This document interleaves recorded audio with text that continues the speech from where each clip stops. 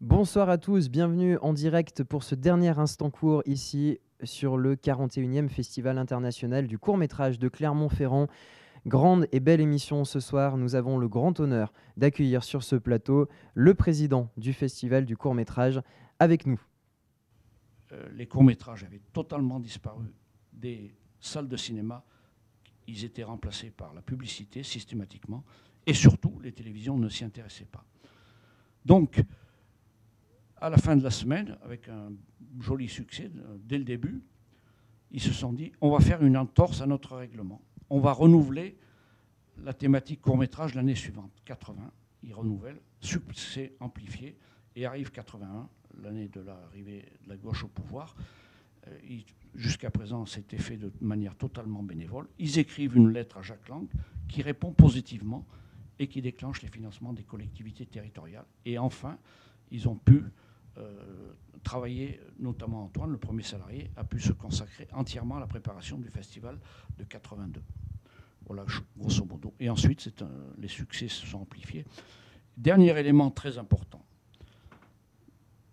comment dirais-je, lucidité de leur part et vision sur le futur. Ils se sont dit, on ne va pas faire simplement une manifestation annuelle de 8 ou 9 jours. On va développer, parce qu'ils avaient compris l'enjeu, le travail en dehors du festival, notamment en direction des scolaires. Amener le public scolaire au court-métrage. Et tout s'est enchaîné, ainsi de suite. Et après, c'est devenu une machine. Dernier détail, une coïncidence extraordinaire. En 1995, Antoine et son équipe décident, c'est le centenaire du cinéma en 1995, ils font une programmation exceptionnelle intitulée « Un siècle en cours ». Les 100 courts-métrages les plus emblématiques du siècle. Antoine, qui est un pied noir d'origine, la tête près du bonnet, était très en colère parce que la mission du centenaire de cinéma en 1995 avait totalement ignoré la programmation Un siècle en cours. Dernière coïncidence, 1995, coïncidence absolue, la fréquentation du festival atteint les 100 000 entrées. Et aujourd'hui, on les a largement dépassés, ces 100 000 entrées. 165 000. C'est énorme quand même. Hein. Ah oui, oui. Et alors, encore, bon, on n'est pas obsédé par battre des records, mais le dispositif actuel, on sent qu'on ne peut pas faire plus. Parce qu'il y a une infime partie du public qui commence à se lasser. C'est naturel. Par contre, on fonde de grands espoirs en 2021, quand on pourra utiliser les locaux de la nouvelle scène nationale qui se construit actuellement contre la Maison de la Culture.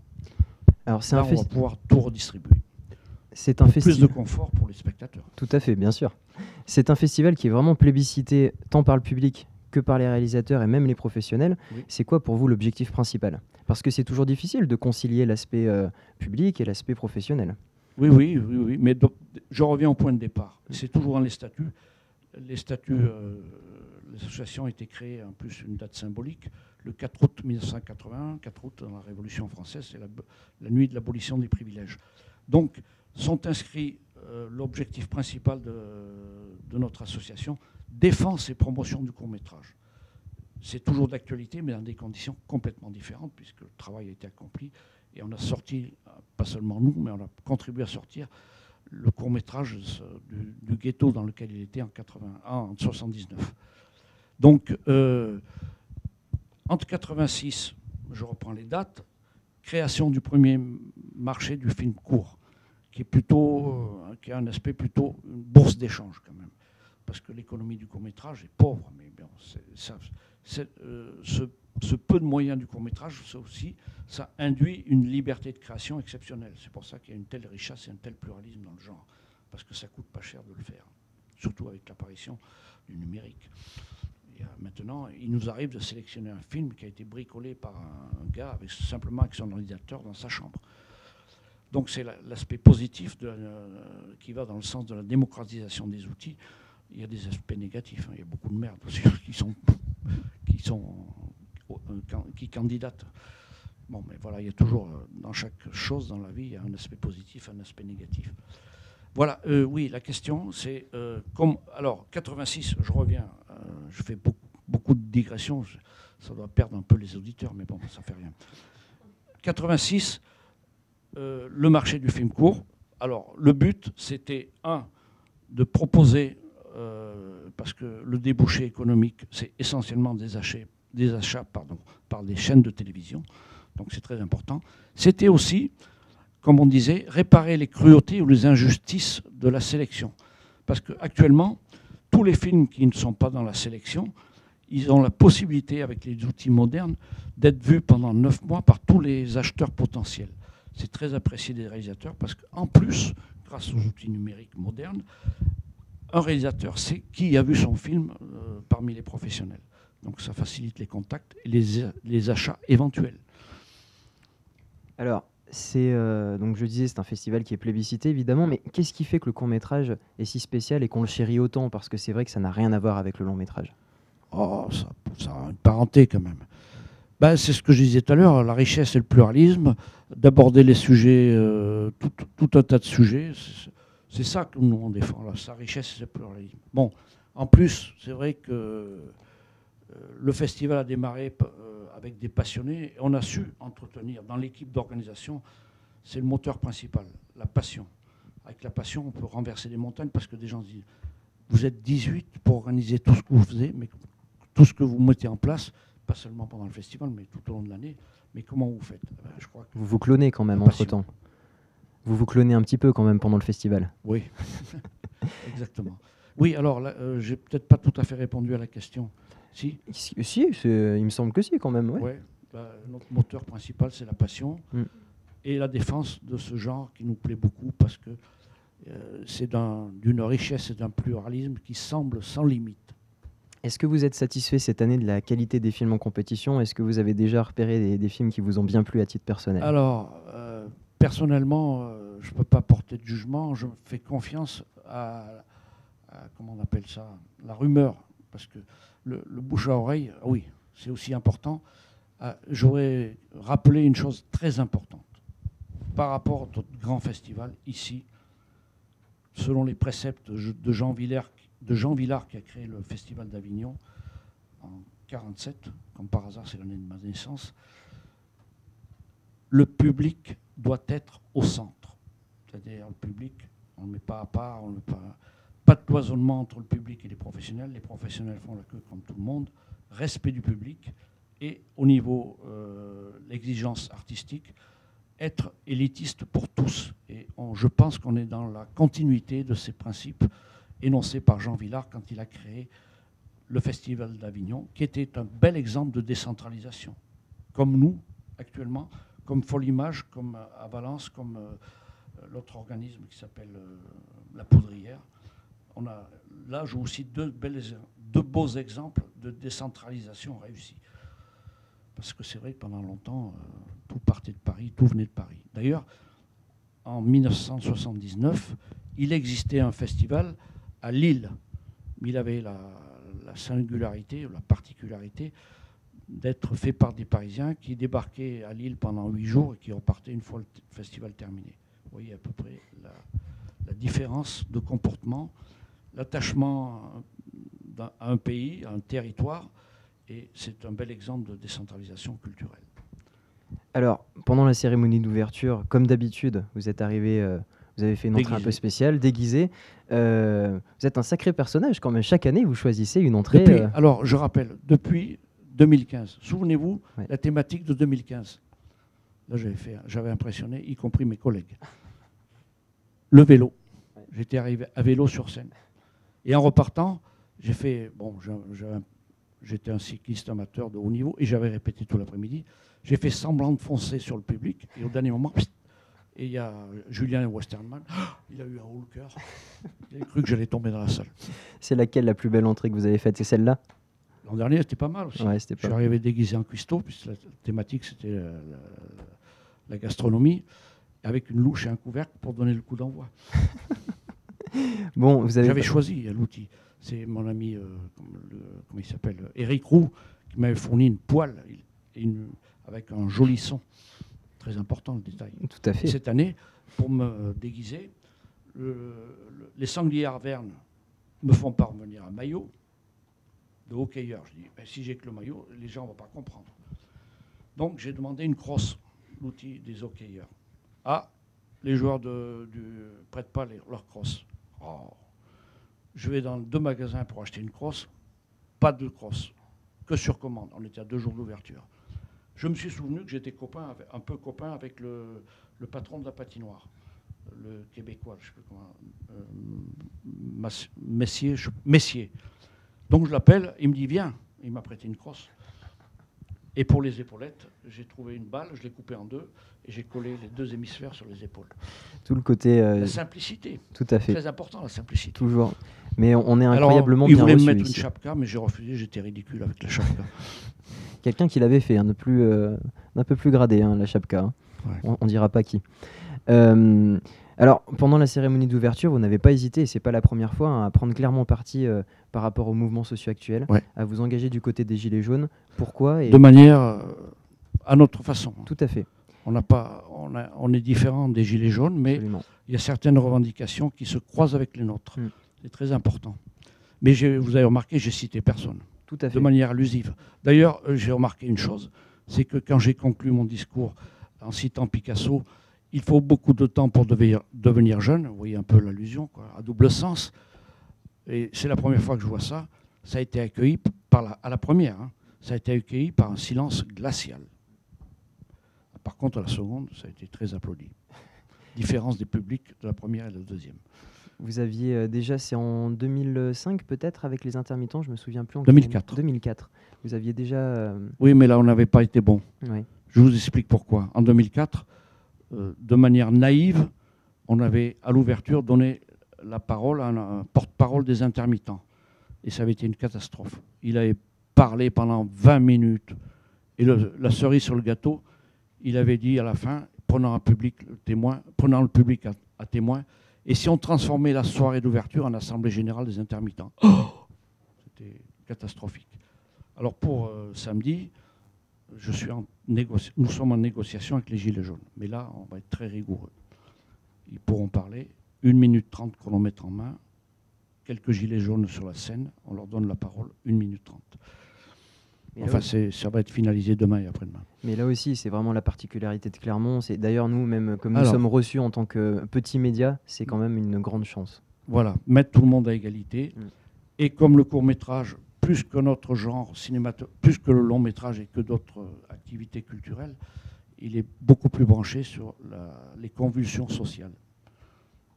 Un petit mot peut-être pour l'édition de l'année prochaine. Est-ce qu'on a déjà des indices sur le thème? Est-ce que c'est déjà choisi? Ah merde, j'ai un trou de mémoire là.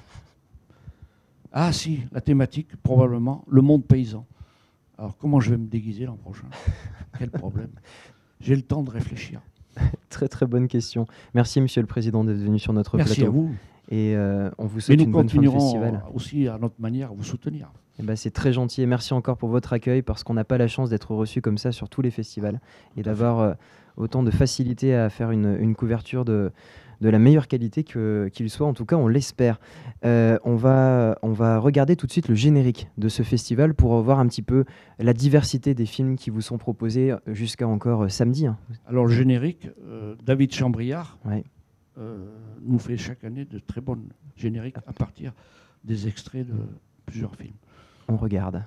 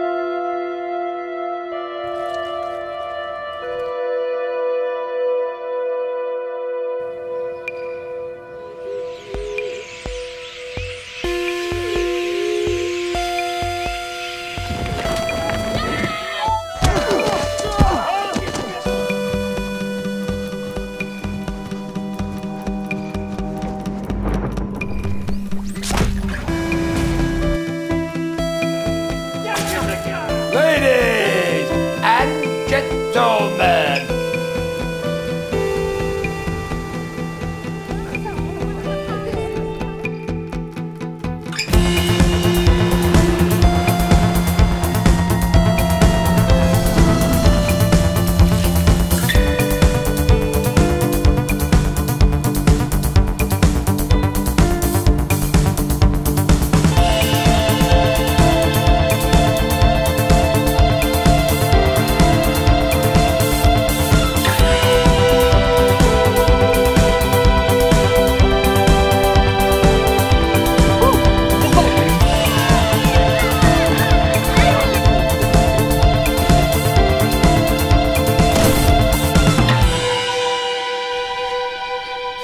Sorry, Linda. It's alright. I love you. I love you and all. Voilà, donc pour cette interview du président du festival, on a Anna maintenant en plateau pour nous parler d'un court-métrage. C'est notre dernière chronique de cours. J'espère que tu l'as bien choisi, À l'aube. Oui, effectivement, c'est un court-métrage qui est très intéressant. Donc, ça parle du fin de bac, en fait, où 3 adolescents vont aller sur un bateau, mais le souci, c'est que après être bien ivres, ils se retrouvent en plein milieu de la mer et ils essayent de s'en sortir. Sauf qu'ils sont perdus au milieu de nulle part. Et là, en fait, on a la thématique de l'instinct de survie. Donc un court-métrage qui a été présenté dans une sélection à part. Hein. C'est la sélection Adami, il me semble. Hein, Oui, c'est ça, hein. exactement. Les talents Adami, soutenus par cet organisme en Ok. général. Alors, qu'est-ce qui t'a le plus plu dans ce film? Qu'est-ce qu'on peut dire peut-être notamment de l'esthétique? Parce que c'est Oui, important dans un film. bien sûr, l'esthétique qui est très naturaliste, mais également, en fait, ce qui m'a intriguée, c'était plus les moyens techniques développés. Comment on fait pour tourner en pleine mer, comme ça, au milieu de nulle part? Est-ce qu'il y a... Enfin, c'est plus techniquement que ça m'a impressionné, en fait, parce qu'on se croirait vraiment dans un huis clos, mais en plein milieu de la mer, tout ça, et en fait, on sent la tension monter, quoi. Tu vois. Bon, merci Anna de nous avoir parlé de ce court-métrage. On va bientôt retrouver certaines de tes critiques en ligne hein, sur le site de Spectre. Bah, il y en a déjà une. Il y en a déjà une. Donc vous pouvez aller les lire, spectre.phnmn.fr, c'est le site de notre média. Vous avez également des critiques de Mehdi, notre autre chroniqueur, qui était là en début de semaine. On va avoir le grand plaisir maintenant d'accueillir notre dernier réalisateur de cette semaine d'Instant Court en direct du Festival du court-métrage, le réalisateur du film Alma. On va regarder la bande-annonce de son court-métrage.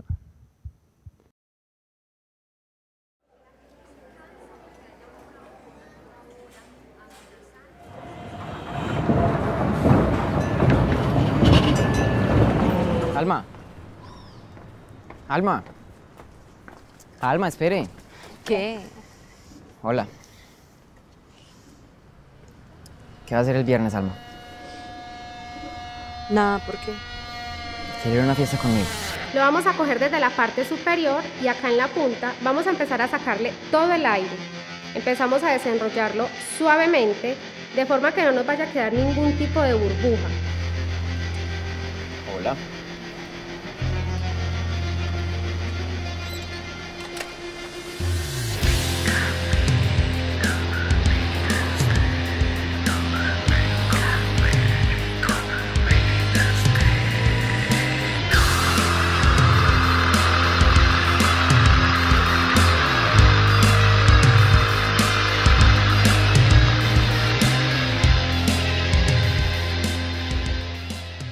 Donc voilà pour la bande-annonce de ce court-métrage Alma avec notre réalisateur en plateau. Merci d'être avec nous. C'est un court-métrage qui est très intéressant à bien des égards. On va essayer de les développer ensemble. Donc est-ce que déjà tu peux nous parler un petit peu de l'histoire qui est racontée dans ce film? So it's an interesting short, and can you tell us about the stories that you're developing in this movie? Okay, yeah. First of all, thank you very much for inviting me here. It's very nice to be here.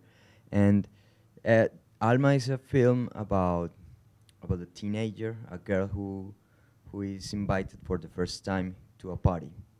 She is like 16, So the drama of the film is about is something that most of the teenagers or girls that can be some insecure or a little bit insecure when they are in the high school can get. You know, sometimes you when you are a teenager, you don't feel very comfortable with yourself, and when someone invites you to a party and you are not very social, you know, like you are kind of shy. So that's the drama of the short film. The first time for her in the party, and she's also dealing with a transition in her body. So she has like very very inner insecurities. Alors, c'est l'histoire en fait de Alma qui va justement, qui est une adolescente en fait de 17 ans. She's 70. Yeah. Donc de 17 ans, qui justement est invitée à une fête, et c'est un peu comment en fait aller pour la première fois à une fête lorsqu'on est adolescente, avec tous les doutes qu'on peut avoir, que ce soit dans le corps, dans sa personnalité, les relations avec les autres. Et ça va aussi avoir un rapport avec la transition justement qui se fait dans son corps, ce passage en fait. Donc, tu l'as bien dit, il y a cette question du passage de l'adolescence à l'âge adulte. Ce film, j'ai trouvé, il est assez... J'essaye de trouver les bons mots pour que ça soit facile à traduire. Il nous place bien à l'intérieur des personnages. On a beaucoup de plans presque intimistes, en fait, où les personnages sont laissés avec nous-mêmes, je le dirais comme ça. So, in your movies, there was lots of intimate shots. And tu veux poser une question? Oui, bah, c'est pour qu'ils puissent So développer. can you develop it? Why you do So that? Alma is a real character. She is my sister-in-law, so she's very close to me. So I discover her story because it's a real story, very close to me, and I was very into making some movie with her. So it was like 3 years ago when we started to ask her if she wanted to be in a documentary or in a feature or a short film. So all the moments in the short film are based in her life. So we started like 3 years ago making some question for her because she discovered that she was a girl when she was like 5 years ago. So she was born as a boy, and she started the transition very little when she was 13 years old with some pills. And for me, when I discovered that story, it was like very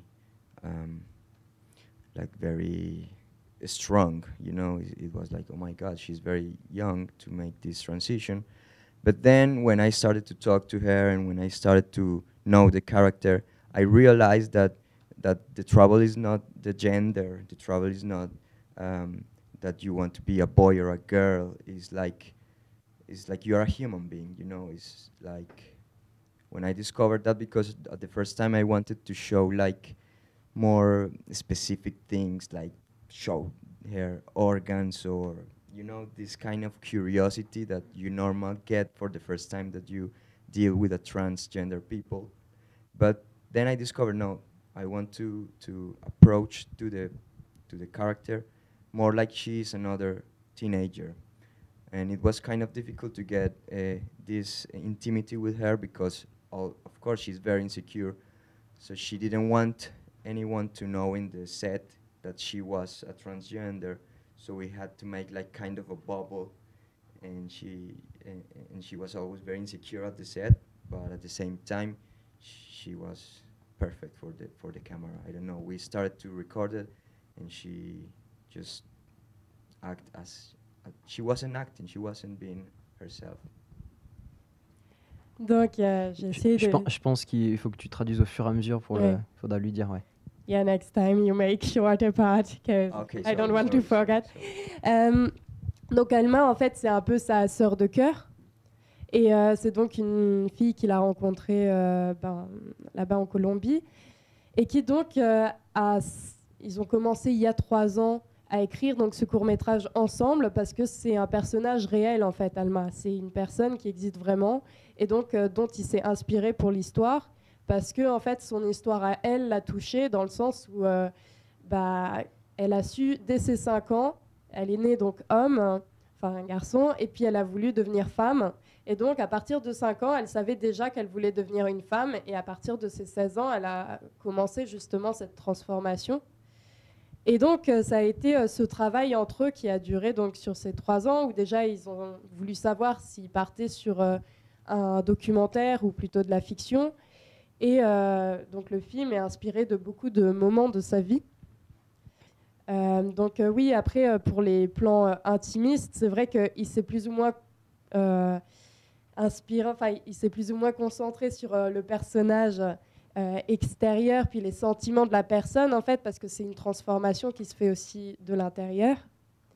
Et c'est vrai qu'au début, il se disait, oui, pourquoi pas, en fait, faire des plans plus ou moins des parties génitales qui changent, par exemple, les seins qui vont se créer avec les cachets ou ce genre de choses. Mais au final, pourquoi se concentrer là-dessus, vu que le changement est intérieur?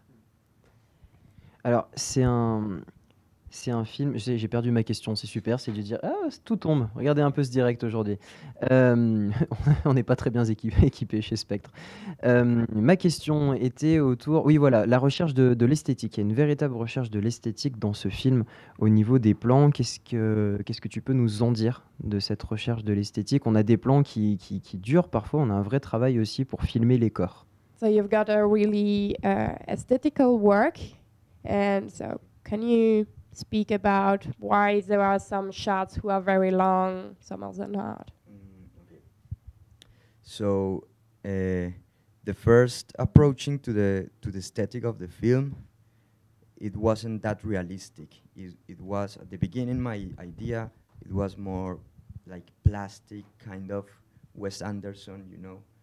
But as I was knowing more and more the character, I thought that it was better to approach in a more realistic way. And one of the films that influenced very much my work is Rosetta de los Dardenne, the Dardenne brothers. From this kind of realism influenced very much the movie, because when you see this film from the Dardenne brothers, you don't really know what's going on in this body of this girl. So I think it's the same with Alma. I didn't want to be very specific with the transition. So something is wrong with her body, something is happening to her, but it's not just the transition, it's more like she's not accepted by this society. It's more that, so that's what I wanted to show in the aesthetics. Alors, au début, il voulait pas faire quelque chose de très réaliste, en fait. C'était plus, il voulait s'inspirer de Wes Anderson. Mais au final, il a vu en fait un film des frères Dardenne, Rosetta, ça, et qui l'a beaucoup touché dans sa manière de filmer, notamment au niveau du corps de cette femme, et où il a voulu plus ou moins appliquer le même procédé un peu sur Alma. Excusez-moi, j'ai un peu oublié la suite, enfin sur vraiment le développement de la manière de filmer qui l'a inspiré. What can you tell me again? Can you tell me again with the film of the brother Dardenne? What inspired you? Because when you see Rosetta, it's like you don't really know what's going on inside the body of this character. You see that the girl is kind of sick. She's sick, but you don't really realize what's going on. But it doesn't matter, because the problem is not just inside, but is the society surrounding her, because she's not accepted by the society. It's very similar to Alma.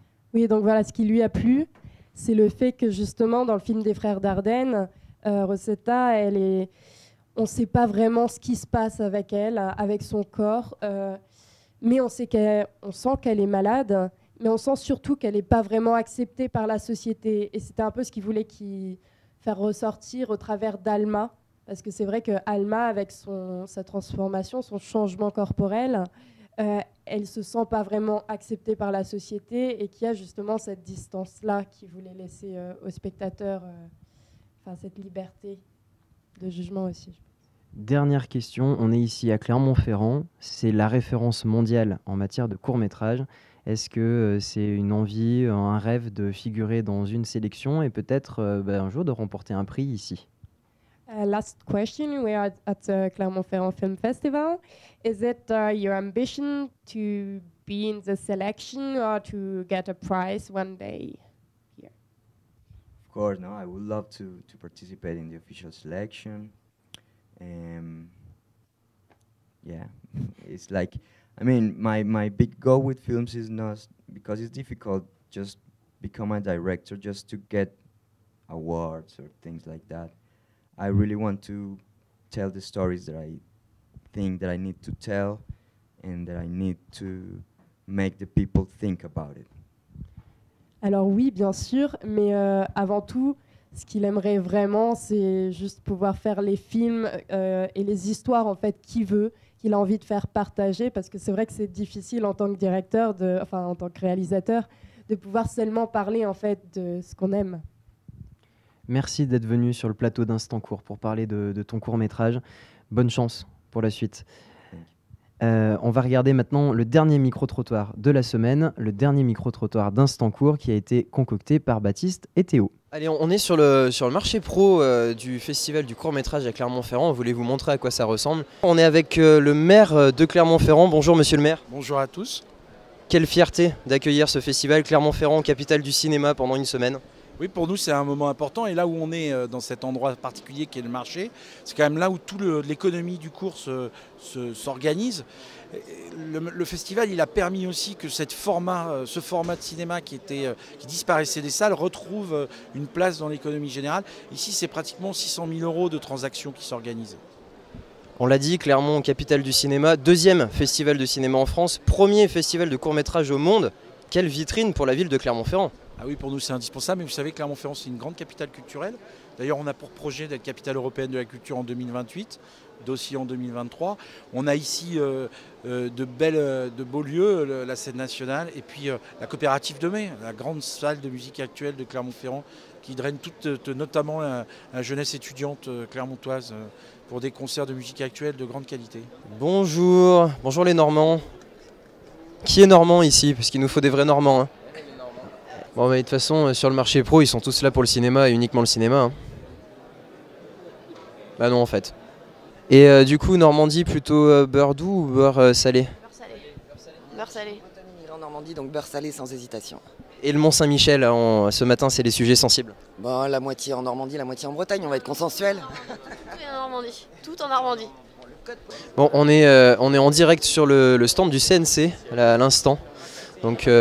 Pour un petit direct, comme vous pouvez voir le stand du CNC, donc le Centre National du Cinéma, et puis on va essayer d'avoir un petit peu un ou deux responsables donc, du centre. On est bien sur le stand du CNC. Hein. Tout à fait, le Centre National du Cinéma et de l'Image Animée. On voulait savoir, c'est pour un ami, quel est le meilleur site de streaming pour regarder du cinéma gratuitement? Je crois que vous l'avez senti venir là, depuis tout à l'heure. Donc on voulait savoir, là, vous en avez rien à foutre vous du festival du court-métrage en fait, la semaine continue comme d'habitude quoi. Ouais, comme d'habitude. Bon, c'est quoi aujourd'hui qu'on mange? Du pain... Ouais, voilà, du pain nordique avec du jambon dedans. C'est bon? Pas ouf. Bon, sinon d'ordinaire, le cinéma un petit peu quand même de temps en temps? Non, du tout. Non. Plutôt la musique? Non plus, plutôt le bâtiment. Bonjour, alors on se retrouve aujourd'hui entre nous pour une rubrique absolument décalée car le média l'impose. On est ici réunis pour parler un petit peu de l'architecture, les murs silencieux qui n'ont pas de parole pour communiquer comme les gens qu'on interviewe. Bonjour, on voulait vous interviewer mais on n'a absolument pas de questions du coup, je sais pas si vous avez une idée. Ouais, on veut nos questions là. Bah oui, nous on n'en a pas. Bah, c'est pratique.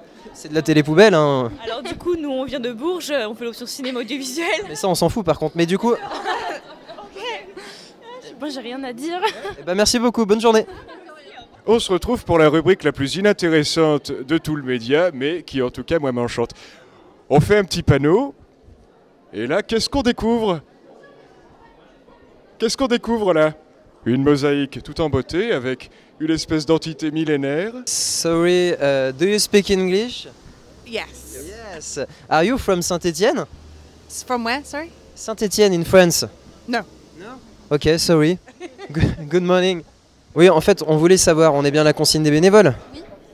On a perdu un bénévole, il s'appelle Corentin. Est-ce que vous l'auriez pas retiré derrière? On l'a mis en 4 dans un casier, ouais, si. Bon, eh ben, vous lui direz qu'on le cherche de partout. Merci. Je t'en prie. Bon, et pardon pour la blague, elle est vraiment pourrie. Hein. C'est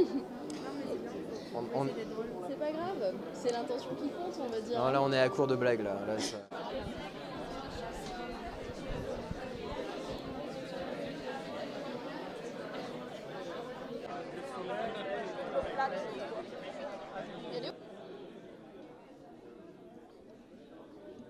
Bon, on est à la remise de prix France Télévisions, on est avec des habitués. Alors, apparemment, vous venez tous les ans, là, c'est bien, c'est ça hein?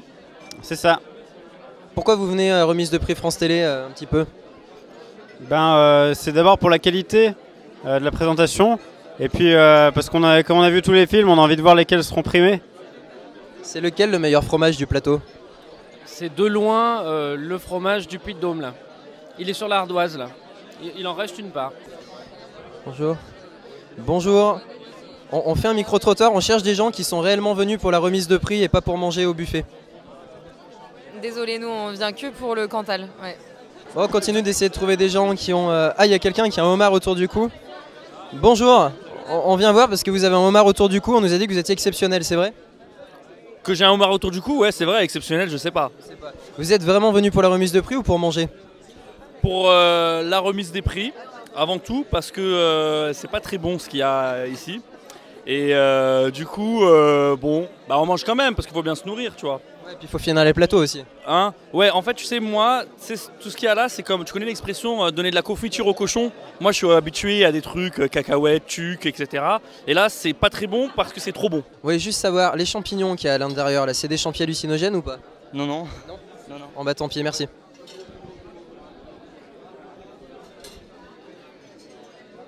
Bonjour, on voulait savoir, qu'avez-vous pensé de la remise de prix France Télévisions? Ouais, je suis un peu déçu, hein. Je m'attendais à mieux quand même. Puis évidemment, quand on est obligé de monter sur scène, d'improviser un discours, c'est assez pénible. C'est un stress important. Post-traumatique presque. À la limite, oui. Je sais pas, mais je suis pas sûr que je reviendrai. Et le buffet était pas terrible en plus. Hein. Non, d'ailleurs la preuve, j'en profite pas du tout. Merci beaucoup. Bah de rien. Hop, bonjour, excusez-nous, on fait un micro-trottoir, en fait on va savoir si vous veniez de Saint-Étienne. Absolument pas. Bon, bah, la chemise est magnifique en tout cas, félicitations. Merci. Il faut la finir, j'en ai des meilleurs. Hein. Ouais, c'est vrai. Ouais, je fais toute une collection. Hein. Mais il y en a une qui est bonne pour la balance des blancs aussi. Je l'avais portée lundi celle-là. Bon, mais super, on essaiera de l'avoir aussi alors. Bah avec plaisir, l'année prochaine peut-être. Alors on est avec Alexandre là, à l'hôtel Océania donc pour cette remise de prix France Télévisions, bonjour. Bonjour. Alors un nouveau projet visiblement qui se lance, de quoi s'agit-il?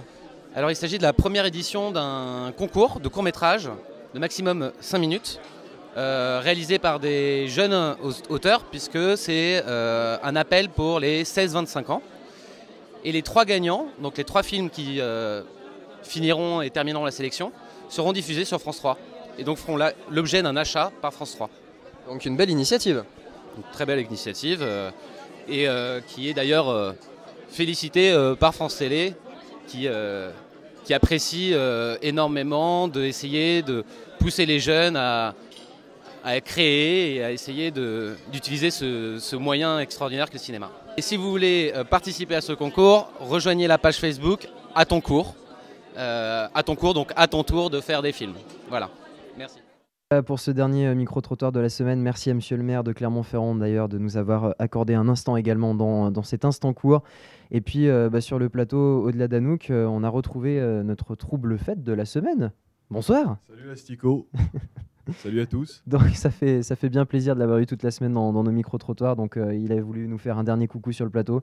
On se quitte cette semaine, elle s'est bien passée quand même. Hein. Ouais, bah, je sais toujours pas ce que je fais là, mais bon, voilà, je vais peut-être trouver l'année prochaine. Bon, et ben on espère te revoir l'année prochaine en tout cas. Merci beaucoup.